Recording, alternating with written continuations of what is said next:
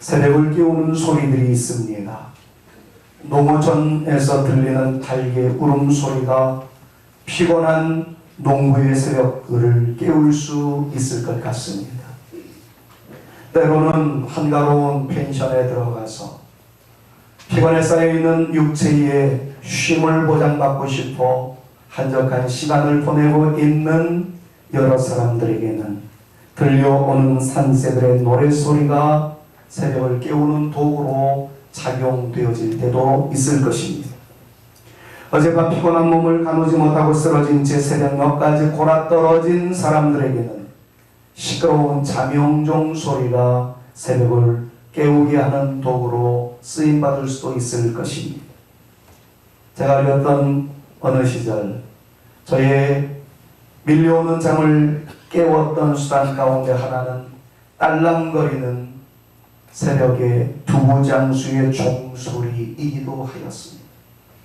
이렇듯 새벽을 깨우는 여러 가지 소리들이 있는 상황에서 사람들은 새벽에 상징적 어떤 체계 때문에 아침을 맞이하게 되고 새벽을 깨우게 되는 반복되는 일상을 보내고 있지만, 오늘 본문 말씀을 보면 한 사람은 어떤 수단에 의해서 새벽을 깨우는 존재가 아니라 새벽이 오기 전 그 새벽을 기다리고 있는, 그래서 시적인 언어로 표현하기를 새벽을 깨우는 한 사람이 있었노라고 오늘 성경은 우리에게 소개하고 있습니다.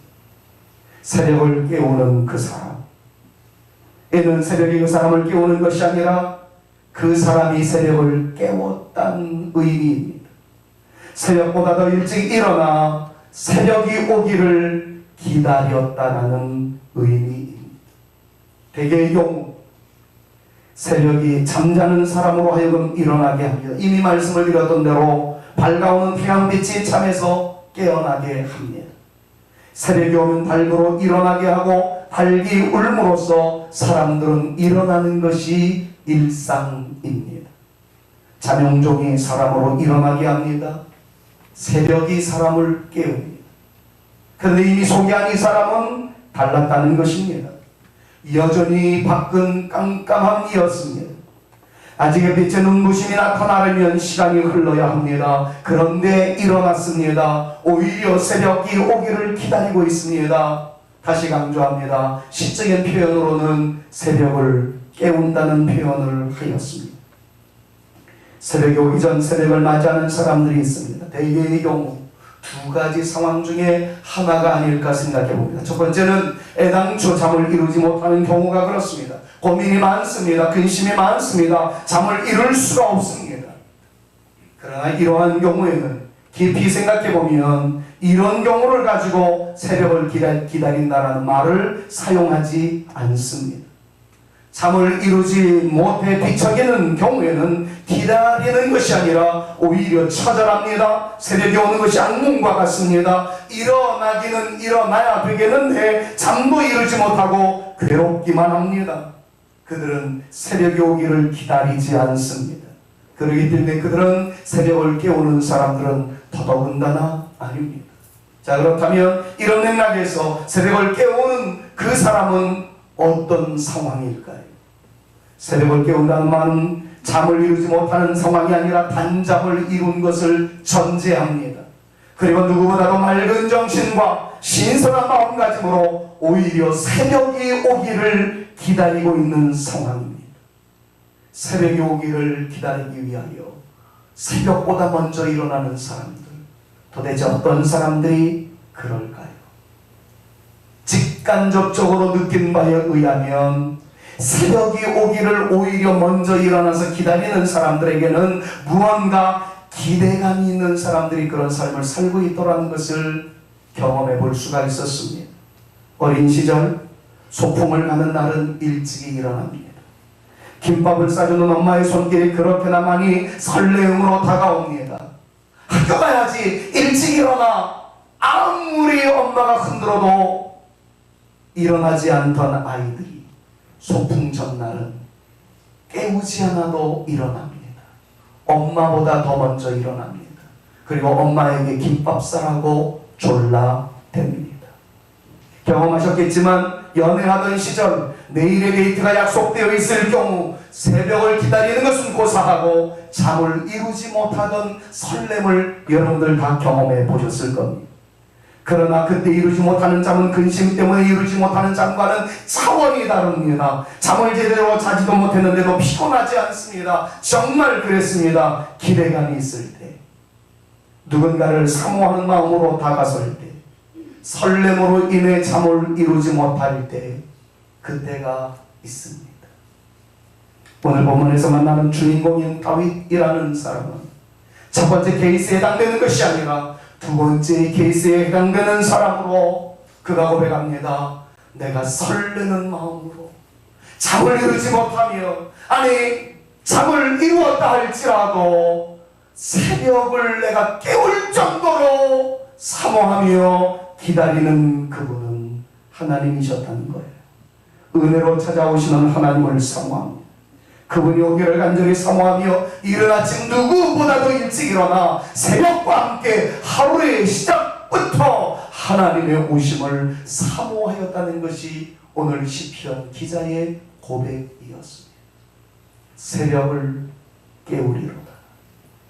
새벽을 깨우리로다 하면 대개의 경우 새벽 기도를 강조할 때 사용하는 문장으로 오해를 합니다. 물론 전제가 깔려있는 내용이기는 합니다.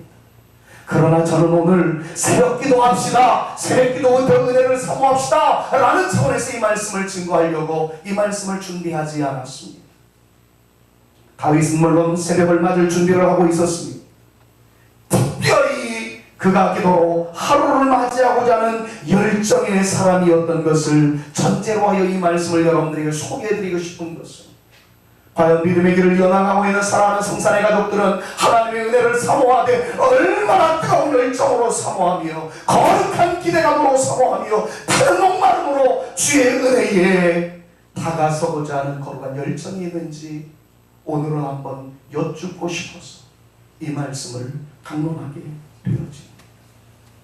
그럼 이 말씀을 증거하기에 앞서 먼저 선행되어지는 전제 조건을 기억하실 필요가 있습니다. 그것은 다윗이 그렸던 그때 당시에 오시는 하나님의 개념을 이해하셔야 합니다. 많은 분들은 이렇게 이야기합니다. 하나님 무서워지 하시지 않습니까? 우리 가정에도 계시고 교회에도 계시겠지만 어디든 다 계시는 하나님 앞에 우리가 기다린다는 말의 의미가 무엇이겠습니까? 되물을 수도 있을 것입니다. 그러나 그때 당시 다윗의 관점에서 보았을 때에 하나님의 임재의 장소는 한 곳이었습니다. 어디든지 다 계시지만 하나님은 한 곳에 유독 관심을 쏟으셨습니다. 이곳에 올라와 그곳은 성전이었습니다. 우주에 편지하신 하나님이었지만 하나님께서는 한 장소를 선택하십니다. 그리고 나를 만나기를 원한다면 이곳까지 올라와. 무슨 의미일까요? 사모하는 마음이 모아지기를 바란다는 거예요. 여기저기에 흩어져 있으면 마음이 2분, 3분, 4분 다 알려집니다. 하나님께서는 그것을 원하지 않으셨습니다. 나를 집중하거라, 나에게 마음을 모으거라 하는 차원에서 한 장소를 지정하셨어요. 사람들로 하여금 올라오게 만듭니다. 하나님은 이렇게 표현을 하십니다. 너희들이 오면 내가 그곳에 임재하겠다. 이미 하나님은 편지하세요. 이미 하나님은 어디든지 다 계세요. 그러나 성도들의 간절한 마음을 유도하기 위하여 하나님께 모아지는 사모하는 영혼을 위해서 하나님께서는 한 장소에 모이거나 그러면 내가 그곳에 임재하겠다 라는 표현을 하셨습니다. 하나님의 백성들은 그 상황 속에서 올라옵니다. 그리고 하나님의 거룩한 임재가 나타나기를 위하여 사모하는 영혼으로 그 자리에 모였습니다. 이 맥락에서 다윗이 이 시를 쓴 겁니다. 하나님께서 나를 위하여 오시겠다라는 말씀에 대한, 오셔서 나를 깨우기 전에 내가 먼저 주의 은혜를 사모하기 위하여 달려나가겠습니다. 그리고 오시는 그분을 맞이하고 싶습니다. 그럼 이것이 다윗의 마음이었던 거예요. 오늘 이 말씀을 들으실 때 무슨 새벽기도 강조하려고 소리가 하시나 보다 그러지 마세요. 이 말씀은 여러분들이 교회에 올라오는 순간부터 적용되어질 수도 있을 겁니다. 여러분들의 삶의 자리에서 하나님의 은혜를 사모하는 거룩한 열정이 얼마나 뜨거운가를 전제해놓고 보면서 이 말씀을 살펴볼 수도 있어야 할 것입니다. 하나님의 은혜를 사모하시는 여러분, 얼마나 주님의 은혜에 대하여 타는 목마름으로 주 앞에 나가십니다. 빠르기에 대해서는 우리의 빠르기보다 하나님의 빠름이 더 강하겠죠. 어떻게 우리가 하나님보다 빠를 수 있겠습니까? 그러나 본문의 시편의 기자는 인간적인 표현으로 내가 적극적으로 달려나가겠다는 거예요. 하나님의 오심을 기대하며 내가 그 하나님을 맞이할 만방의 준비를 갖추어 놓겠다라는 진정한 타는 열정, 타는 목마름, 거룩한 기대감을 가지고 나가겠다는 것이었습니다. 사랑하는 여러분, 다윗은 하나님의 오심에 앞서 달려나가 오시는 그 분을 맞이하겠다라고 이야기하였을 때 다가오시는 하나님을 그는 어떻게 생각하였을까요? 소풍날 김밥을 싸주던 엄마의 모습, 연애하던 시절 다가올 님을 기다리는 설렘, 마찬가지로 하나님의 오심을 기다렸던 다윗의 마음에는 그 하나님은 어떤 하나님이셨을까요? 다윗이 기다리고 있는 하나님은 다윗이 기대하고 있는 바를 이루시는 분이라는 사실에 주목하고 있다는 것을 먼저 우리는 2절을 통해서 확인해 보셔야 합니다. 여러분, 믿음으로, 진짜 믿음으로, 사모하는 마음으로, 진짜 열망하는 마음으로 2절 말씀을 크게 한번 다 같이 읽어봅니다. 내가 같이 한번 읽습니다. 내가 지존하신 하나님께 부르짖으며 곧 나를 위하여 모든 것을 이루시는 하나님께로다. 할렐루야. 여러분, 이 말씀 속에서 나를 위하여 라는 단어에 주목해 보십시오.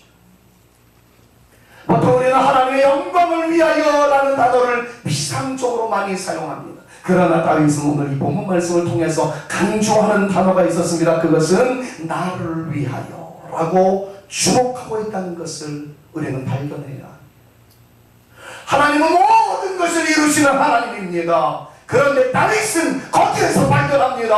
하나님 모든 것을 이루시는 하나님, 전능의 하나님이라고 강조하면서 그 모든 것을 이루실 때 나를 위하여 이루시는 하나님이라는 것을 구체적으로 적용하기 시작합니다.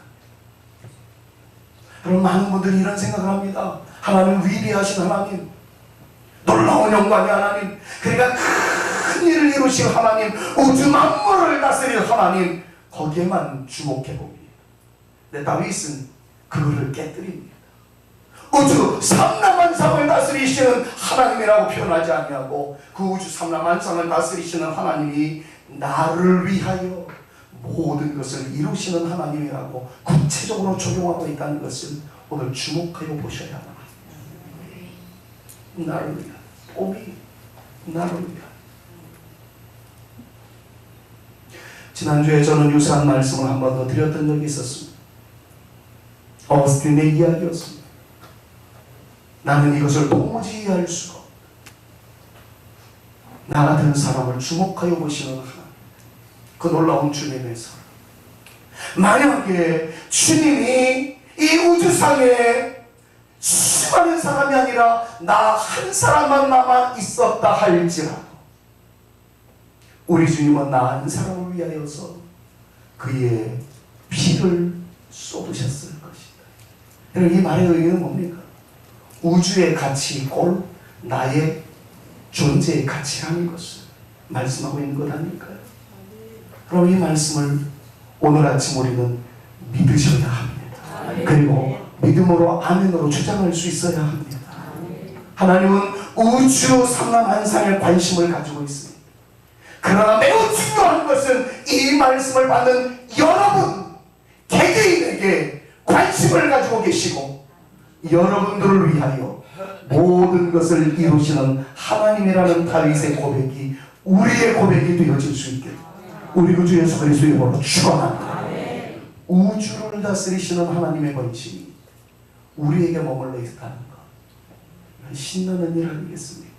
저 이 말씀을 강론하면서 여러분들에게 사형의 1, 2 원리를 다시 한번 나누지 않을 수가 없습니다. 그 유명한 사형리에서의 1 원리는 하나님은 당신을 사랑하신다는 거예요. 그런데 두 번째 원리는 그 우리를 사랑하시는 하나님은 당신을 위하여 놀라운 계획을 가지고 계신다는 겁니다. 여러분, 이 사실을 여러분들이 정말 믿으신다면 옆에 있는 분들이랑 한번 나눌 수 있었으면 좋겠어요. 하나님은 당신을 사랑하십니다. 그리고 당신을 위하여 놀라운 계획을 가지고 계신다. 서로에게 한번 축복합니다. 시작. 하나님은 여러분들을 사랑하십니다. 그리고 여러분들을 위하여 놀라운 계획을 가지고 계십니다. 믿으시기를 바랍니다. 믿으시기를 축원합니다. 이 사실을 다윗은 고백하고 있는 거예요. 모든 것을 이루시는 하나님은 나에게 관심이 있으시다는 거예요. 나를 위하여, 나를 위하여. 주님의 말씀에 그저 믿을 수 있는 거룩한 영성이 우리 가운데 있어질 수 있기를 바랍니다. 그러기에 다윗은 설레임이 있었던 거예요. 이 주님, 나를 위하여 놀라운 계획을 가지고 계시고 나를 위하여 모든 것을 이루시는 하나님, 그 하나님임을 알았기에 그는 누구보다도 설레임 속에 잠을 이룰 수가 없었습니다. 아니, 잠을 이루었어도 일찍 일어날 수밖에 없었어요. 그분이 나를 위하여 달려오고 계신다는 거예요.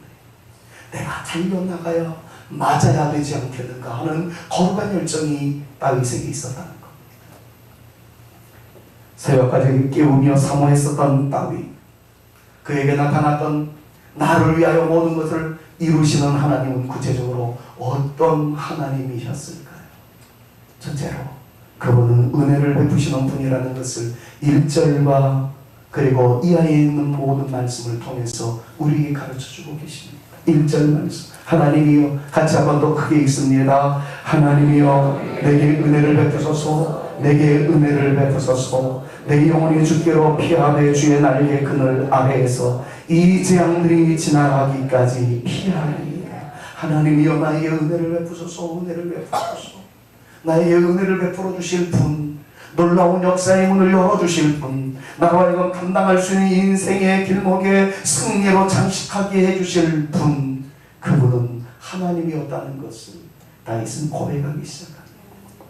여러분, 민수기 6장 24절 이하에 있는 말씀을 여러분들에게 다시 강조한다는 것은 시간 낭비일 정도로 이 말씀에 우리는 익숙합니다. 하나님은 어떤 분이라고 말씀합니다. 하나님은 여러분들에게 복 주기를 원하시며 여러분들에게 은혜 주기를 원하시며 여러분들에게 평강 주시기를 원하는 하나님이라고 말씀하는 것을 우리는 너무나도 잘 압니다. 사랑하는 여러분, 오늘 아침 그 은혜의 말씀, 은혜의 하나님을 기대하시기를 바랍니다. 하나님은 나에게 복을 주시기를 원하는 하나님이라는 것을, 하나님은 나에게 은혜를 주기를 원하시고 계시는 하나님이라는 것을, 그 하나님은 나에게 평강 주기를 원하시는 하나님이라는 것을 믿음으로 주장하며 다윗처럼 우리 이렇게 고백할 수 있어야 할 줄로 압니다. 하나님이여, 내게 은혜를 베푸소서. 옆에 있는 분들이 한번 축복합니다. 하나님께서 당신에게 큰 은혜 베풀어 주실 줄로 믿습니다. 축복합니다. 하나님께서 당신에게 큰 은혜 베풀어 주실 줄로 믿습니다. 그 하나님은 어떤 분이었을까요? 구원의 하나님이었다라고 다윗은 고백합니다. 1절 말씀을 보면 피할 수 있는 피난처가 우리의 하나님이었음을 그는 고백합니다. 3절에서는 그 하나님은 나를 구원하실 분이라는 사실을 힘주어 또 선포합니다. 자, 힘주어서 우리도 한번 선포합니다. 그가 하늘에서 같이 한번 읽습니다. 그가 하늘에서 보내사 나를 삼키려는 자의 비방에서 나를 구원하실지라. 하나님이 그의 인자와 진리를 보내시리로다. 아멘. 그래요. 하나님께서 나로 삼키움을 당하게 되어질 때에 나를 삼키고자 하는 존재에게서 구원하시는 하나님이시다 말씀하고 있는 것을 주목하여 보십시오. 때로는 돈이 나를 삼키려고 합니다. 가난을 의미합니다. 때로는 건강이 나를 삼키려고 합니다. 질병이 문제일 때가 있습니다. 나를 삼키려고 하는 모든 것이 우리 가운데 나타난다 할지라도 하나님은 이런 분이라고 다윗은 고백합니다. 오만 가지 나를 삼키려고 하는 존재들에게서 나를 구원하시는 분이 하나님이올시라. 여러분의 이 믿음이 우리 가운데도 나타나므로 우리를 삼키려고 달려드는 모든 존재의 입을 틀어막으시고 우리로 하여금 승리케 하시는 하나님을 찬양할 수 있는 저와 여러분 우리 모두가 되어주실 수 있기를 우리 구주 예수 그리스도의 이름으로 축원합니다. 자, 그런데 다윗에게 구원을 약속하시고 구원의 은총을 베풀어 주신 하나님은 시시한 하나님이 아니었어. 다윗이 직면한 실존을 4절에서는 정말 힘겹게 우리에게 소개하고 있습니다. 4절 말씀, 이것이 다윗이 당하고 있었던 현실이었습니다. 같이 한번 읽어볼까요? 내용은 같이 한번 읽습니다. 내 영혼이 사자들 가운데서 살며 내가 불사르는 자들 중에서 누웠으니 그 사람의 아들들 중에라. 그들의 이는 창과 화살이요 그들의 혀는 날카로운 칼 같다. 다윗은요 편안함 속에서 구원을 베풀어 주시는 하나님을 경험했던 것이 아니었어요. 살만한 상황에서 겨우겨우 인도해 주시는 하나님을 경험했던 것이 아니었어요. 다윗은 사방으로 우겨쌈을 당하고 있는 상황이었습니다. 그의 영혼을 죽이고자 달려드는 사자들, 원수들이 주변에 널려 있었다는 거예요. 다윗을 불사르고자, 다른 말로 하면 다윗을 불태우고자 하는 수많은 사람들이 있었다는 거예요. 그런 상황에서 다윗은 손쓸 수 있는 능력이 없었습니다. 그래서 손쓸 수 없는 포기하는 존재로 누워 있었다. 사지가 늘어졌었다. 그런 상황이었던 것을 말합니다. 창과 활의 위험도 있었어요. 비방하는 그들의 혀는 칼과 같아서 그의 숨통을 끊어버릴 듯 다가오는 위험이 그의 실존이었다는 것을 다윗은 피할래야 피할 수 있는 공간이 없었어. 사방으로 우겨쌈을 당하는 절체절명의 위기였습니다. 그런데 다윗은 고백합니다. 그런 상황에서도 하나님은 나의 구원이십니다. 그래서 다윗은 하나님을 기다리지 않을 수가 없었다. 사모하지 않을 수가 없었다. 새벽이 오면 아침의 시작과 더불어 다가오시는 하나님이라는 것을 그때 당시에 인식하고 있었던 시점에서 다윗은 새벽과 더불어 다가오시는 주님을 내가 먼저 달려나가서 그 주님을 사모하고 그 주님을 만나며 거룩한 열정이 있었다. 새벽이 너무 덕이 다가오는 것 같아서 주님께서 걸어오시는 모습이 나의 기다림보다 더 늦는 것 같아서 시적인 표현을 사용하면서 새벽이 나를 깨우기 전에 내가 먼저 새벽을 깨우겠습니다. 주님께서 다가오셔서 나에게 은혜를 베풀어 주시기 전에 내가 은혜를 받기 위하여 주님을 깨우는 존재가 되겠습니다. 이것이 다윗의 정확한 고백이었습니다. 우리 역시 하나님의 은혜가 필요한 사람들입니다. 하나님의 복과 평강이 넘치기를 기다리는 사람들입니다. 그 하나님의 은혜와 평강이 넘치기를 바라며 진정 우리는 기도해야 할 때임도 알고 있습니다. 이런 상황에서 우리 모두 사랑하는 성도들이여 부탁의 말씀드립시다.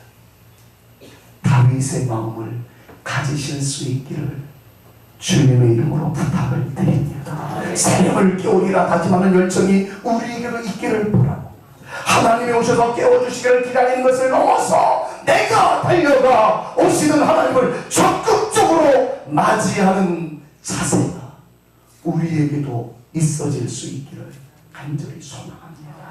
이거 뜨거운 사무심이에요. 하나님께 적극적으로 나가는 거룩한 열정이란 말이죠. 목회를 하면서 참 안타까운 것 가운데 하나는 성도님들 중에서 저에게 이야기합니다. 목사님 저를 위해서 기도해 주세요. 병난들을 위해서 기도해 주시고 미래의 문이 열려질 수 있기를 위해서 기도해 주시고 등등 구체적으로 열거하게 되면 또 개인적인 기도의 제목이 다 열거되는 듯하여 여러분들이 오해하실까 봐 여러 가지 내용들은 이야기하지 않겠습니다. 어쨌든 기도 요청을 해요. 그럼 저는 그걸 붙잡고 기도하겠다고 약속을 하고 근데 기도하며 약속을 이행하기 위해서 최선을 다할 때마다 안타까운 한 장면이 있어요. 그건 뭐냐? 요청을 해서 기도는 하는데 요청해준 분이 기도의 현장이 없다는 거예요. 목사님 나를 위해서 기도해. 예, 기도할게요. 제가 기도합니다. 제가 몇몇 분들한테 부탁을 합니다. 이분을 위해서 같이 기도하십시다. 1차적으로는 제 아내이겠고 교역자들일 거예요. 같이 기도해요. 그런데 정작 기도의 요청을 한 사람은 보이지가 않아요. 기도는 하고자 는 했는데 코드가 맞지 않아요. 주파수가 맞지를 않아요. 다른 사람의 간절함의 기도가 도움은 되어지겠지만 당사자의 간절한 기도보다 얼마나 탁월한 능력을 발휘할 수 있겠습니까?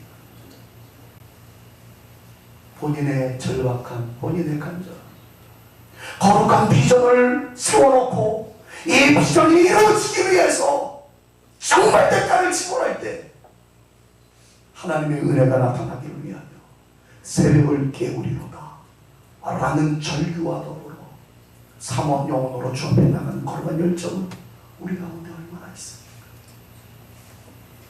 구약적 시각이지만 또 그렇게 한번 적용해 보십시다. 예배의 모습을 여러분 한번 상상해 보십시오. 여러분 이 예배를 드리기 위해서 얼마나 거룩한 열정으로 올라오셨습니까? 나 70평생 80평생 교회 다녔어. 그래서 습관적으로 올라왔습니까? 아니면 주님이 이곳에 임재하신다라는 구약적 그림을 그려가면서 내가 우리 교회를 나가는 이유는 예배를 통하여 임재하시는 하나님을 만나기 위함이다. 그분께 영광을 돌려드리기 위함이다. 이런 생각을 가지셨다면 정말 그 하나님을 만나기 위하여, 아련하기 위하여 얼마나 뜨거운 열정으로 급한 발걸음으로 은혜를 사모한 거룩한 열정으로 단숨에 달려오셨습니다. 그런 마음이 있다면 어찌 지각할 수 있겠습니까? 겨우겨우 예배 시간에 당도할 수 있겠습니까? 하나님을 만나고자 내가 먼저 하나님을 기다리고자 하는, 여러분 이 표현이 또 성경 공부 제법 했던 사람들은 목사님 그 표현 다 틀렸어 이렇게 말씀하실 분이 있다는 거 압니다. 제가 말씀드리는 것은 하나님이 이곳에만 임한다는 거 아니에요. 어딘지 다 계세요. 근데 예배를 드리기 위해 올라오는 여러분들의 마음이 구약적 그림처럼, 그래서 제가 전제로 깔았던 것이 그겁니다. 구약적 그림처럼 이곳에만 임재하시는 하나님과 같은 맥락을 가지고 내가 그 하나님께 서기 위하여 준비된 마음으로, 사모하는 열정으로, 집중하고자 하는 거룩한 열정으로 내가 이 자리에 올라오는 그 아름답고도 구별되어지고 거룩한 신상이 우리에게 있었느냐 하는 것을 지금 여러분들에게 여쭙는 것입니다. 사랑하는 여러분, 주님을 만나기 위하여, 주님의 은혜를 사모하기 위하여 달려나가는 여러분들의 행보에 거룩한 열정이, 뜨거운 목마름이, 타는 목마름이 더해짐으로 하나님의 은혜가, 그것도 나를 위하여 모든 것들을 이루시는 하나님의 은혜가 나에게 임하기를 원합니다. 고백하며 나가는 저와 여러분 다 되실 수 있기를 우리 구주 예수 그리스도의 이름으로 축원합니다. 하나님은 그런 사람을 찾으세요. 그래서 시편 42편 1절 말씀에 다음과 같이 강조하고 있지 않습니까? 하나님이여, 같이 한번 읽습니다. 하나님이여, 사슴이 시냇물을 찾기에 갈급함같이 내 영혼이 주를 찾기에 갈급하나이다. 믿으시기를 바랍니다. 이 마음이 우리 모두의 마음이 되어질 수 있기를 주님의 이름으로 축원합니다. 옆에 있는 분들이랑 축복할까요? 당신의 사모하는 마음속에 하나님의 은혜가 넘칠 줄로 믿습니다. 서로에게 축복합니다. 여러분들의 사모하는 마음속에 하나님의 은혜가 넘칠 줄로 믿습니다. 결론 내지면서 잘하고 싶은데 잘 안된다는 것이 솔직한 저희 고백입니다. 오늘도 설교를 하고 여러분들은 들으시면서 기도하려는데 잘 안되고 하나님을 사모하는 열정으로 나가고 싶은데 잘 안된다는 고백이 여기저기서 터져나올 수 있으리라 생각을 해보았습니다. 여러분, 그럴 때 누군가의 도움이 필요합니다. 혼자로서는 어렵습니다. 그러나 누군가가 함께하면 감당할 수 있게 된다는 것을 결론으로 삼고자 제가 여러분들에게 한 공동체를 소개해 드리려고 합니다. 사실 오늘 설교를 여기서 딱 끝냈으면 가장 좋겠어요. 그런데 잘 안 되더라고요. 그래서 될 수 있게 만드는 방법을 결론으로 삼았습니다. 지금부터의 설교는 여러분들에게 내리는 명령이 아니라 담임 목사로서의 부탁입니다. 사실은 이런 설교는 하고 싶지 않아요. 왜냐하면 목사의 자존심이 상하는 설교이기 때문에 그렇습니다.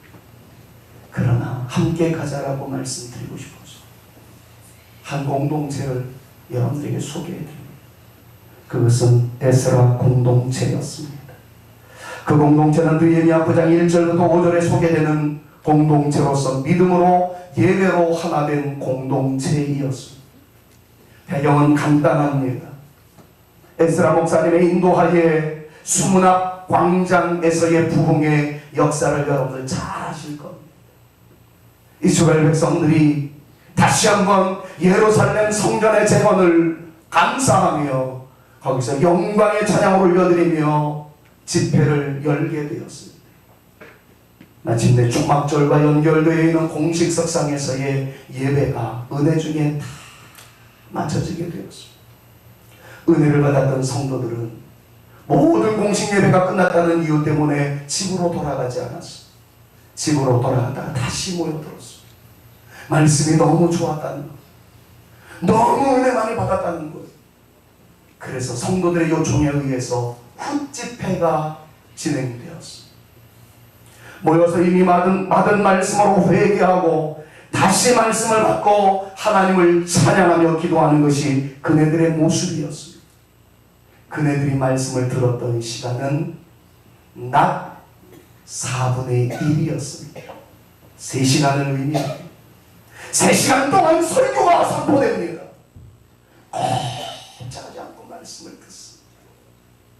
낮 4분의 1의 시간이 말씀으로 장식되고 난 이후에 낮 4분의 1의 시간, 3시간 동안 통성으로 기도하기 시작합니다.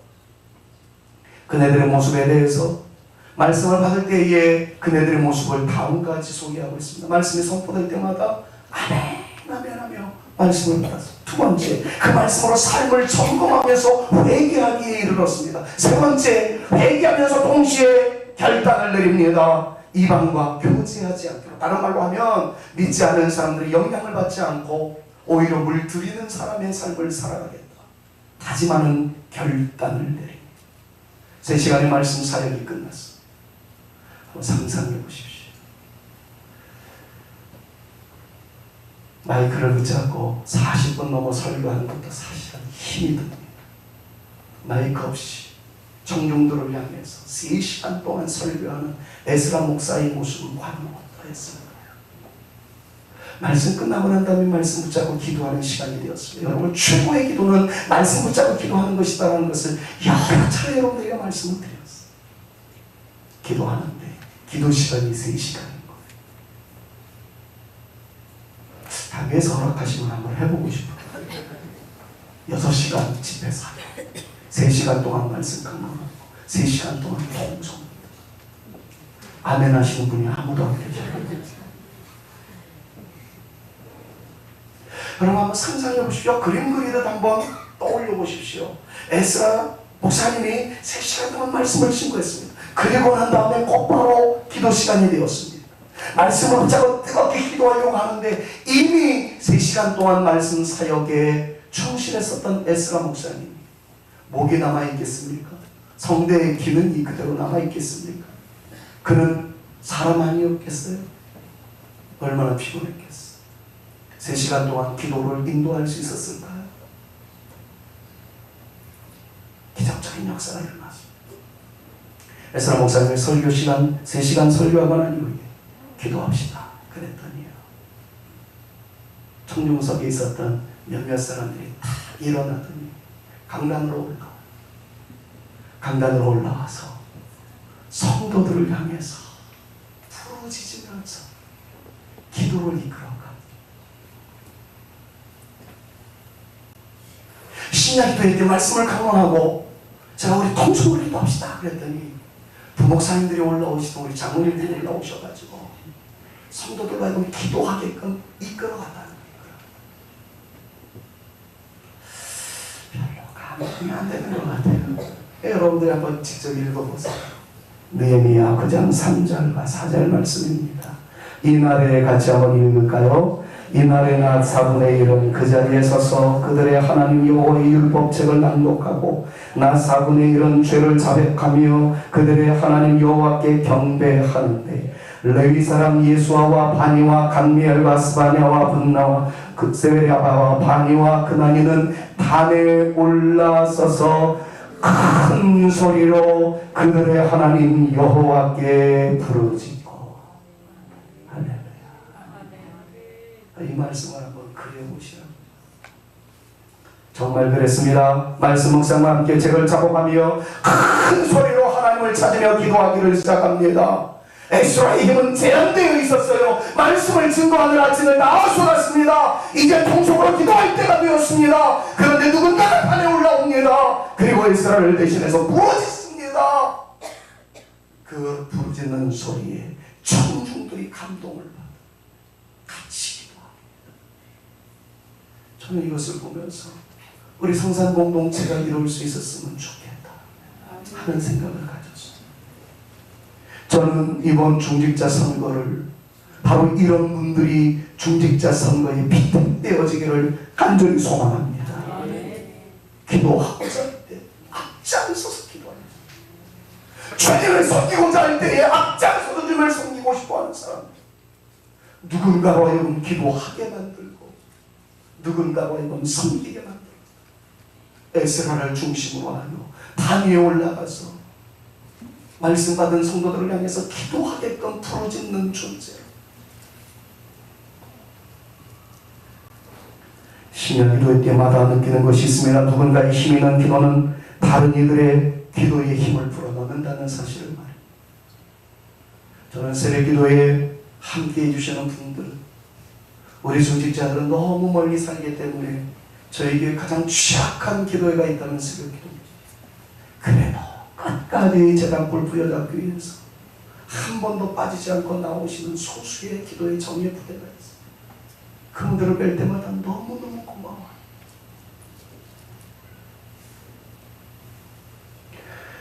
새벽 기도회 때 제일 힘든 것 가운데 하나가 뭐냐면 성도들이 별로 모이지를 않잖아요.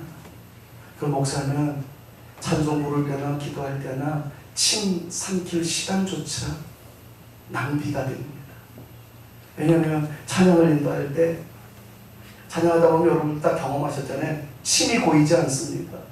그럼 그걸 꼴깍 삼켜야 그 다음 찬양을 하기가 쉬운데 그거를 꼴깍 삼키기 위해서 잠깐 쉬면은 우리 새벽기도 팀들이 다 찬양을 중단해요. 그러니까 찬양이 그냥 이상하게 돼요. 그러니까 그렇게 될까봐 저는 침도 못 삼키고 숨도 제대로 못 쉬면서 내가 찬양을 부를 수만. 그래도 견디다 못해가지고 꼴딱 삼키면 다른 분들도 다 스톱합니다. 그럴 때는 야, 목사가 좀 숨 쉴 수 있을 때 치고 나갈 수 있는 분이 있었으면 참 좋겠다, 이런 생각이 들 때도 있습니다. 사랑하는 여러분, 에스라가 말씀을 강론하고 난 이후에 단 위에 올라와서 기도하는 분들에 의해서 기도의 3시간, 이것이 엄청난 하나님의 기적의 역사의 근거가 되었다는 것을 다시 한번 생각해 보면서 에스라를 도왔던 그분들에 의해서 그때 당시에 사람들이 살아납니다. 사람들이 살아나면서 그들의 가정이 회복되어집니다. 가정이 회복되어지면서 민족이 살아납니다. 사랑하는 여러분, 제 옆에 누군가가 서 있을 때 저를 살리는 헬퍼가 되어질 줄로 믿습니다. 근데 저가 살아나면 도와주었던 그분도 같이 살아날 거예요. 우리가 살아나면 함께 기도했던 여러분들이 살아나게 될 것입니다. 여러분들이 살아나게 되면 여러분들의 자녀들이 살아나게 될 줄로 믿습니다. 그러면 교회는 부흥하게 되어지고 지역사회는 하나님의 나라의 그 아름다운 역사의 물결이 파도치게 되어질 줄로 믿습니다. 내가 살고 옆에 있는 사람이 살면 나라가 삽니다. 이걸 기대하면서 여러분들의 기도가 누군가에게 도움이 되어집니다. 우리들의 기도가 누군가를 살리는 능력이 되어집니다. 결국에 우리가 합심하여 하나님께 나가는 것과 열정이 생김으로 인하여 나를 위하여 모든 것을 이루시는 하나님, 은혜를 베풀어 주시는 하나님, 구원의 역사를 이루시는 하나님, 그 하나님의 놀라운 역사가 우리 가운데 나타나기를 소망하여 내가 새벽을 깨우리로다. 주님께서 다가오시는 것을 기다리기가 너무 아쉬워서 내가 먼저 달려나가 하나님의 오심을 기다리는 하나님의 백성, 거룩한 열망 타는 목마름, 사모하는 열정으로 주의 은혜 앞으로 나아가겠습니다. 결심하시는 우리 모두가 되어서 다윗처럼 은혜의 주역으로 서는 성산의 모든 가족들 되어질 수 있기를 우리 구주 예수 그리스도 이름으로 축원합니다. 나쁜 분들은 마지막으로 한 번만 더 할게요. 당신의 사모하는 영혼 위에 하나님의 은혜가 부어질 줄로 믿습니다. 서로에게 축복합니다. 여러분들의 사모하는 영혼 위에 하나님의 은혜가 부어질 줄로 믿습니다. 저를 최근에 찬양하게 만드는 한 찬양이 있습니다. 금요일날 이 찬양을 불러서 많이 울었고요. 어저께도 집에서도 목욕실에서도 그냥 계속 이 찬양을, 찬송가 335장인데 크고 놀라운 평화가 내게 있는데, 크고 놀라운 평화가 저 사람들에게 있는데 그게 나에게 있는데, 오늘 말씀도 그것 아니었어요.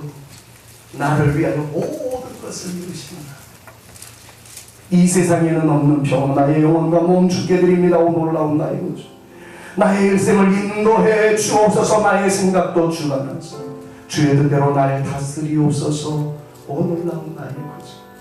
우리 찬송을 좀 빨리 불러야 될 것 같아요. 빨리 부르면서 정말 이 주의 은혜가 우리 가운데 넘치게 나를 덮어주십니다.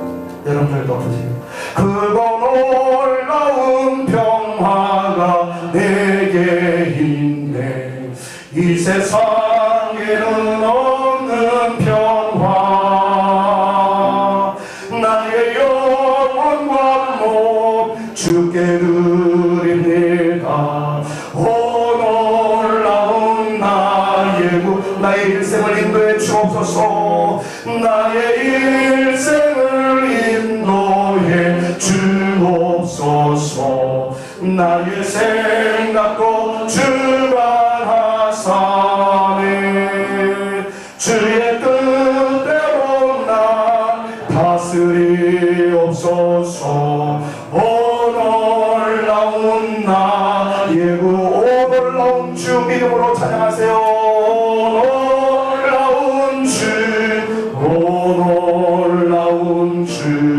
저 전군과 천사를 경배하네. 나 엎드려서 주 경배하리. 오 놀라운 구주, 나 엎드려서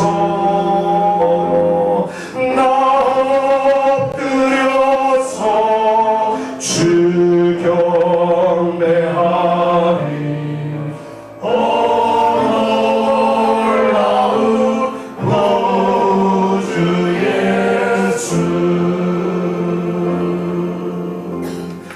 한번 이 주님께 기도해 보십시다. 그 놀라운 평화가 아무개 장로님에게, 아무개 권사님에게 인내가 아니고 나에게 인내라고 고백할 수 있는 우리 말입니다. 다윗은 그 신비를 알았어요. 나를 위하여 모든 것을 이루시는 하나님. 여러분, 그 하나님을 오늘 이 찬양과 더불어 한번 믿어보자고요. 크고 놀라운 평화가 나에게 있습니다. 나에게. 우리 민족 가운데, 대한민국 가운데, 북녘 땅에 임하는 것도 중요하지만 나에게 임하는 그 은혜를 경험하지 못한다면 무슨 의미가 있겠어요? 크고 놀라운 평화가 나에게 있습니다. 이 세상에는 없는 평화. 주의 뜻대로 날 다스리옵소서. 오늘 그럼 이 시간 한번 기도해 보시지 않겠습니까? 주님, 내가 새벽을 깨우는 그 마음으로 주의 은혜를 사모하오니 나에게 부어 주시옵소서.